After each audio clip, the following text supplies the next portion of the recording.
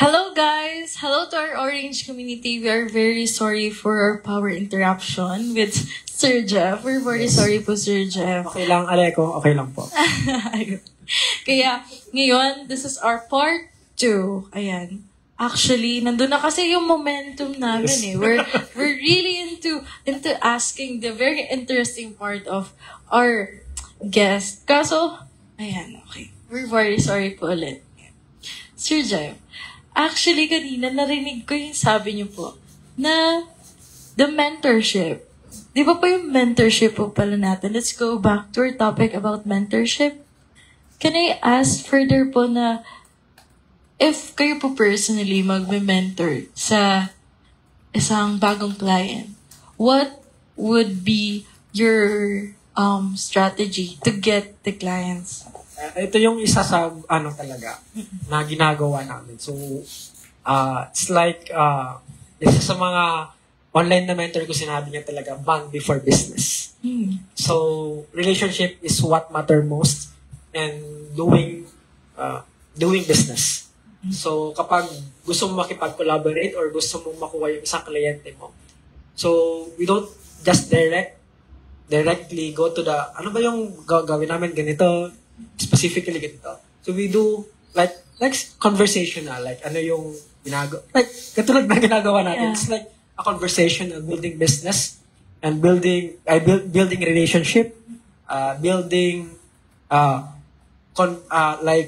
bonding na gano'n na hindi kami we're just not partnering with the client. We're here to stay and to support along the way. Yun yung parang gusto namin na. Parang yung bond, it's not about the benefit for yes. you. It's the benefit for the both of you. Yes. Na hindi lang kayo pasok just because of kailangan namin sila, kailangan namin ng kliyente, kailangan namin pera. But kaya nga, yun yung kaya hanggang ngayon ginagawa ko talaga. Siya kasi, this is my, alam mo yan, yung parang na-visualize ko talaga na ito yung mga struggles, mga challenges na na-encounter ko when I'm just starting out. I'm just paying it forward at doon sa mga tao na din na gustong mangarap, may gustong ideya, pero hindi nila alam kung saan sila, hindi nila alam kung saan sila magpapamentor, hindi nila alam kung sino yung tutulong sa kanila. I've been there, na walang tumutulong, di ba? Yes. Sa una, walang tutulong, di mo alam kung saan ka pupunta kasi may ganito kang naisip pero walang gustong makipag-usap sa iyo kasi hindi nila magets kung ano yung gusto mong sabihin. And ito yung Ideator Ventures, ito yung mga parang back story behind kung bakit ko siya binuo. It's my personal journey and my personal story way back when I'm just starting out. Kaya ginawa ko siya.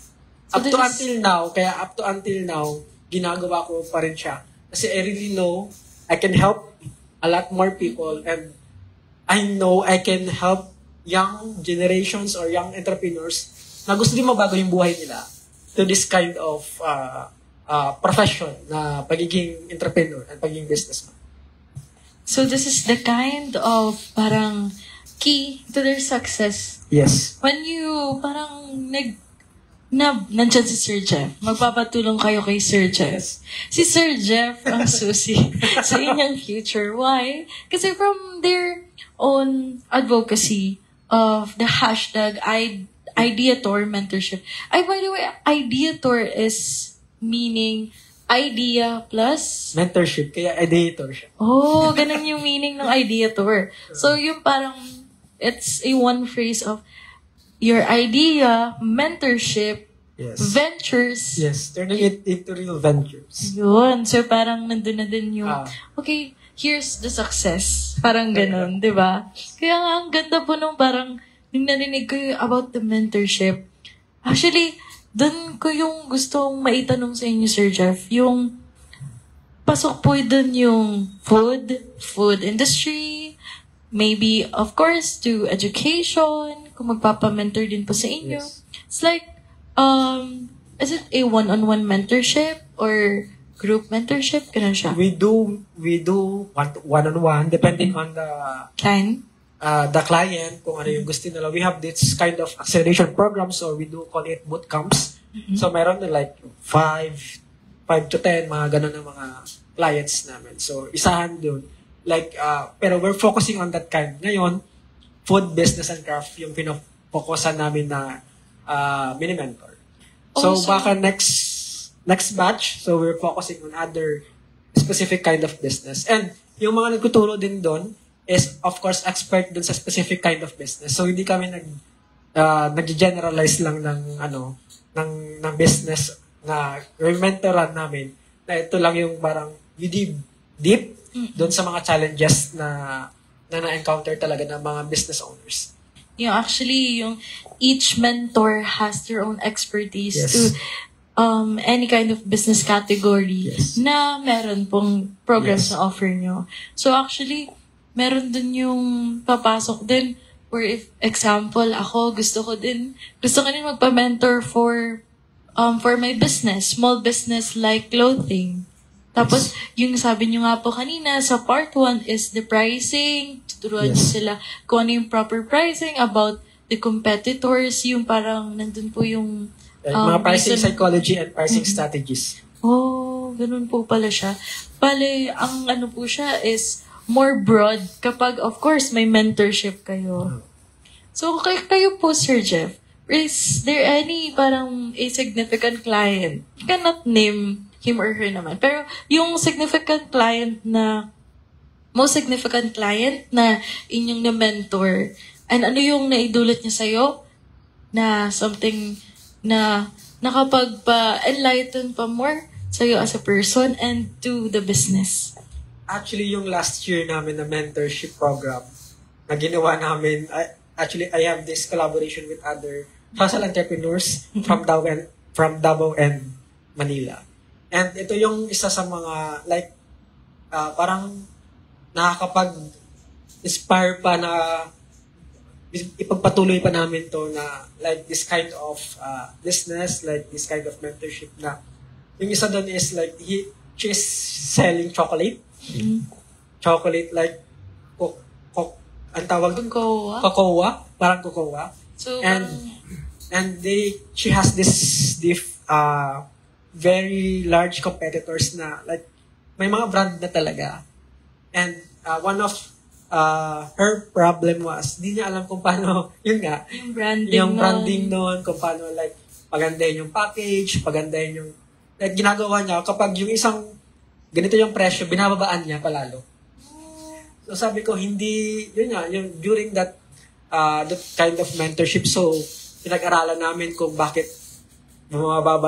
bakit kailangan niyang ibaba yung value ng product niya, sa kanya, ginagawa niya talaga handmade yung chocolate na yon.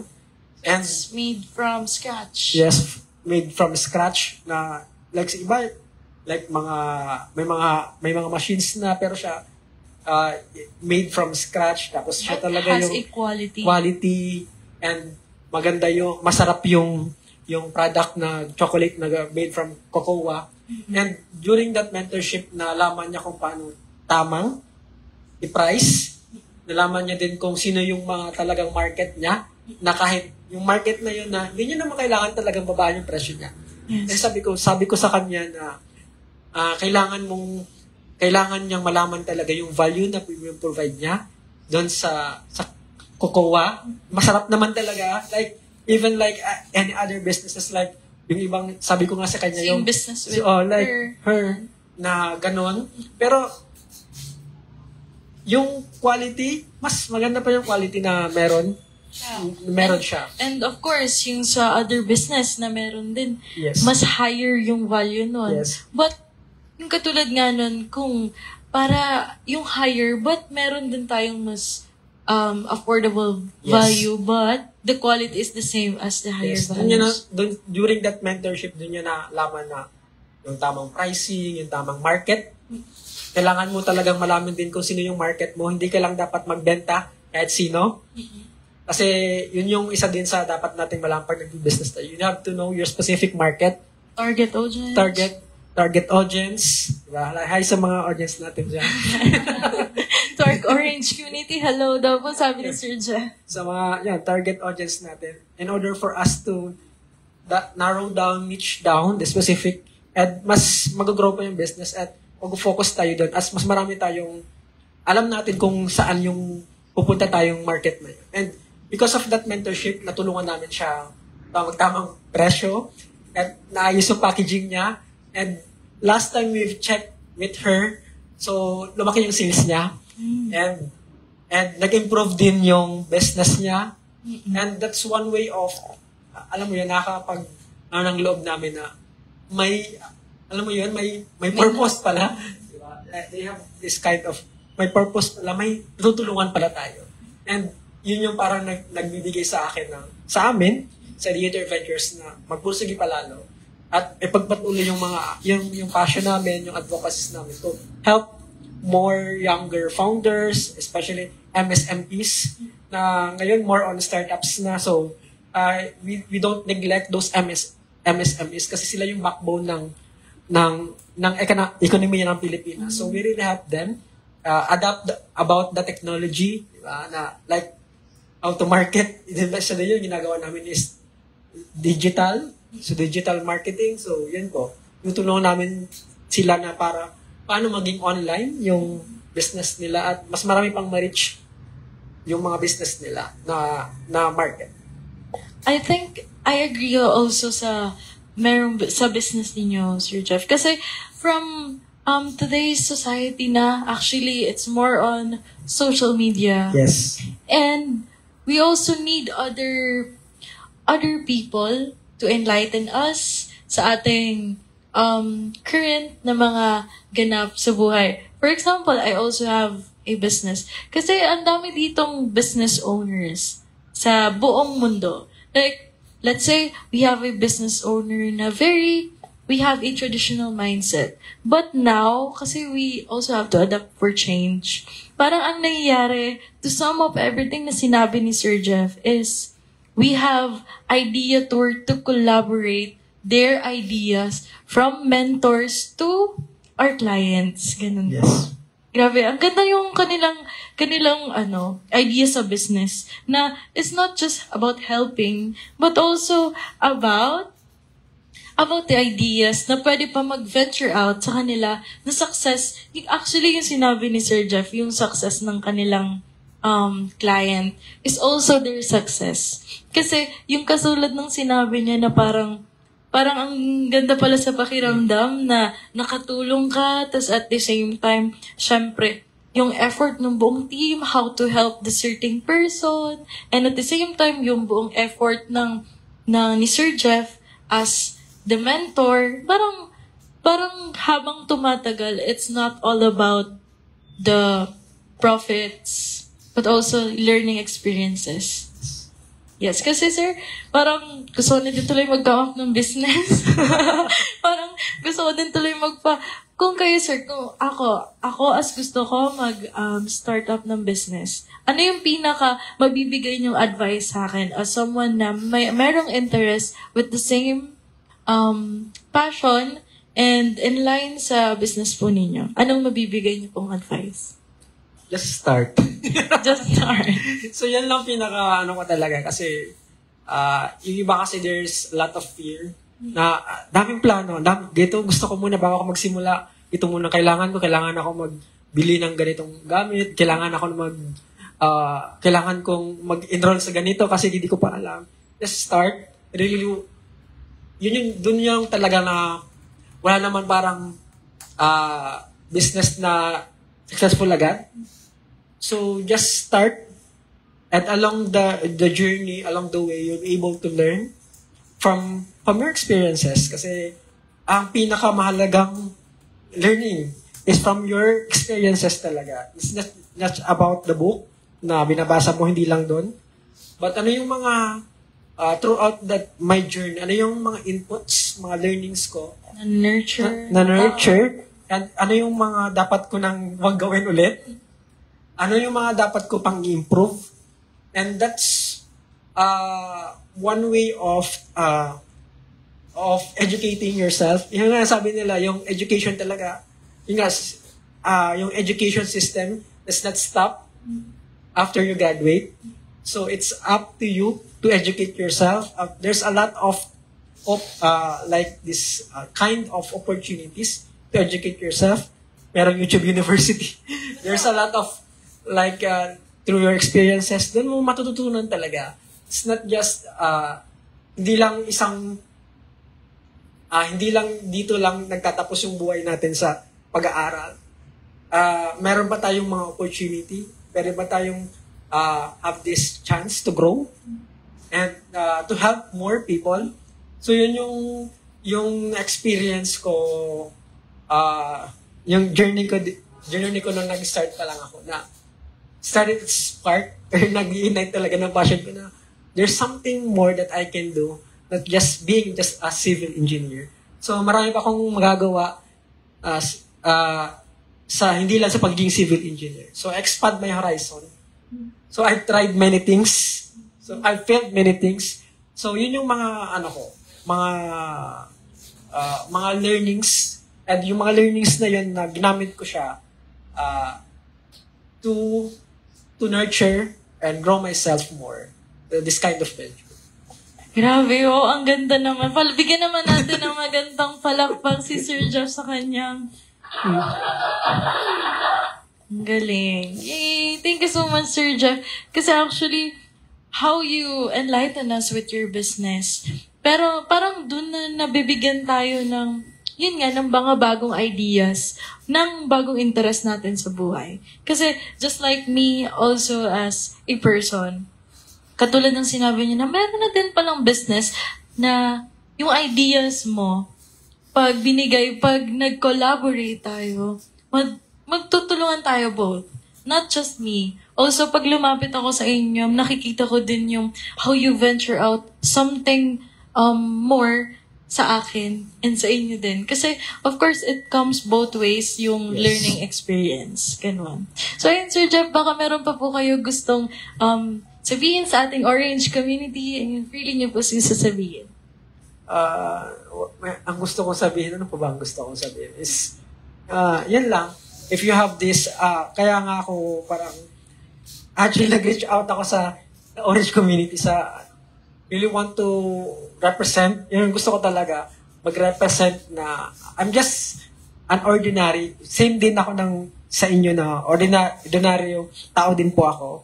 But I really want to represent those ordinary people with extraordinary dreams and goals in their life. So yun yung talagang pinaka gusto kong mangyari. And kaya ako nandito. Really want to inspire younger generations and mga young founders na, alam mo yun, may fear pa din mag-start. Kung anong gusto nilang gawin sa buhay, but they have this fear na baka mag-fail ako. So, sa success kasi sa buhay is just like, hindi ka magiging successful kapag wala kang failures. Yung failures na yun, yung magiging stepping stone mo para to grow yourself, to develop yourself more, to be the best version of yourself. So, yun lang po.